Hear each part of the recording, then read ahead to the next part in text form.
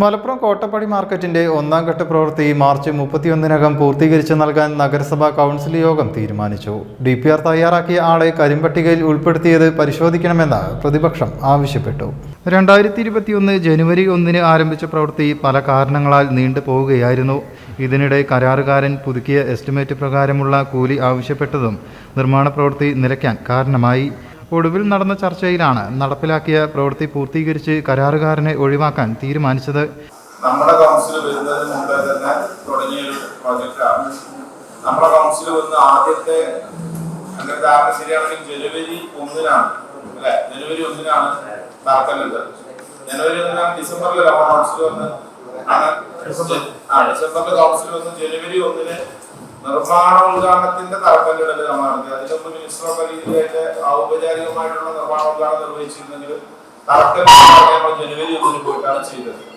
അന്ന് നമ്മൾ പറഞ്ഞു നെക്സ്റ്റ് ജനുവരി 1-നാണ് ഉദ്ഘാടനം എന്ന് നമ്മൾ അവിടെ വെച്ച് മീഡിയകളൊക്കെ ഉണ്ടായിരുന്നു പറഞ്ഞു. അതെല്ലാവർക്കും അറിയുന്ന പോലെ നമ്മൾ ആ പദ്ധതിയെ കുറിച്ചുണ്ടായിരുന്ന ധാരണ നമുക്ക് KIDRFCയിൽ നിന്ന് ലോൺ ലഭിച്ചു. എല്ലാ നടപടിക്രമവും കഴിഞ്ഞ് ASMTS ഉൾപ്പെടെയുള്ളത് കഴിഞ്ഞു. ബിൽഡിംഗും നിലവിലുണ്ടായിരുന്നത് പൊളിച്ചു. തൊട്ടടുത്ത ദിവസം വർക്ക് തുടങ്ങാനായിട്ടാണ് നമ്മൾ വർക്ക് സ്റ്റാർട്ട് ചെയ്തത്.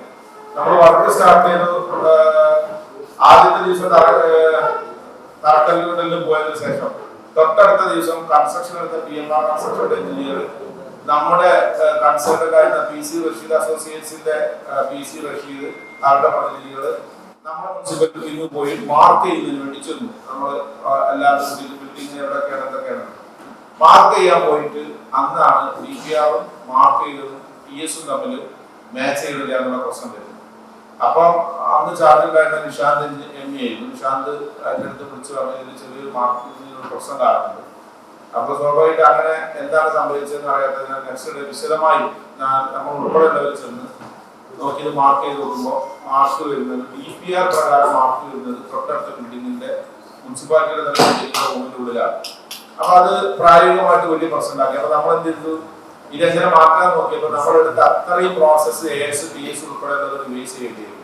ASDS ഉൾപ്പെടെയുള്ളതൊരു ബേസ് ചെയ്യുന്നതിന് വേണ്ടി പിന്നെ കാരണം ഓൾറെഡി വർക്ക് സ്റ്റാർട്ട് ചെയ്ത് വർക്ക് നമ്മൾ നിർമ്മാണോദ്ഘാടനം വെച്ചതിന് ശേഷം ഏതായാലും നിരന്തരമായി നമ്മൾ അതിന്റെ പിന്നിൽ മാസങ്ങളോളം കൂടി ധാരണ ശരിയാണെങ്കിൽ 2-3 മാസം കൊണ്ട് അതിന്റെ പ്രോസസ്സ് മുഴുവൻ നമ്മൾ പൂർത്തിയാക്കി കൂടുതൽ നിർമ്മാണ പ്രവർത്തനത്തിലേക്ക് പോയി.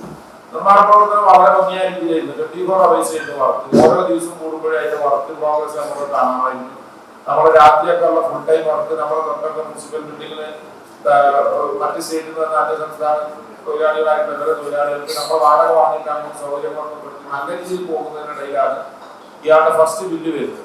ഫസ്റ്റ് ബില്ല് വരുന്ന സമയത്ത് എഞ്ചിനീയറിംഗ് വിങ്ങിന്റെ അടുത്ത് വന്ന് വലിയൊരു ഡിലേ ഉണ്ടായി. കാരണം അന്ന് നിഷാന്ത് ME ഇവിടുന്ന് പെരിന്തൽമണ്ണയിലേക്ക് മാറി. ഈ നിഷാന്ത് ME ഇതിന്റെ ചെക്ക് മെഷർ ചെയ്ത് ബില്ല് എഴുതുന്നതിന് വലിയ താമസം. എന്റെ ഒരു ധാരണ ശരിയാണെങ്കിൽ 2-3 മാസത്തിലേറെ നിഷാന്ത് ME ആ ബില്ല് എഴുതുന്നതിന് താമസമുണ്ട്.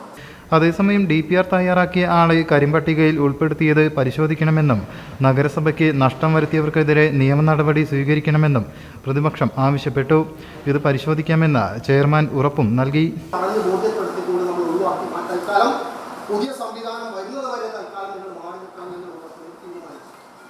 നല്ലൊരു ഭാവി ഉണ്ടാവും, നല്ല സംവിധാനം വരും. നഗരസഭയുടെ ഒരു പ്രധാനപ്പെട്ട പ്രവൃത്തി എന്ന രൂപത്തിലേക്ക് അവസാനം മനസ്സോടെയാണ് അവർ പലരും തൽക്കാലം കുറച്ചു കാലമല്ലേ, ഒരു കൊല്ലക്കാലത്തോളം അന്ന് അതിൻ്റെ ഉദ്ഘാടനവുമായി ബന്ധപ്പെട്ട് ചെയർമാൻ ഞാൻ കൂടി പങ്കെടുത്താൽ 1 വർഷം കൊണ്ട് നമുക്ക് പൂർത്തീകരിച്ച് നിങ്ങൾക്ക് ഇതിനകത്ത് കയറി നിൽക്കാം, നിങ്ങൾക്ക് കടകൾ തുടങ്ങാം എന്ന് പറഞ്ഞപ്പോൾ വളരെ ആശ്വാസത്തോടുകൂടി സന്തോഷത്തോടു കൂടിയാണ് നമുക്ക് എന്ത് ചെയ്തത്. അന്ന് ആ വിഷയത്തെ ആ ഉദ്ഘാടനത്തെയും ബന്ധപ്പെട്ട കാര്യങ്ങളെയും സ്വീകരിച്ചത്.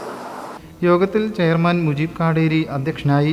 PK സക്കീർ ഹുസൈൻ, മറീമ ഷെരീഫ്, പ്രതിപക്ഷ നേതാവ് O സഹദേവൻ, CH നൌഷാദ്, സുരേഷ് എന്നിവരും ചർച്ചയിൽ പങ്കെടുത്തു. News bureau, Malappuram.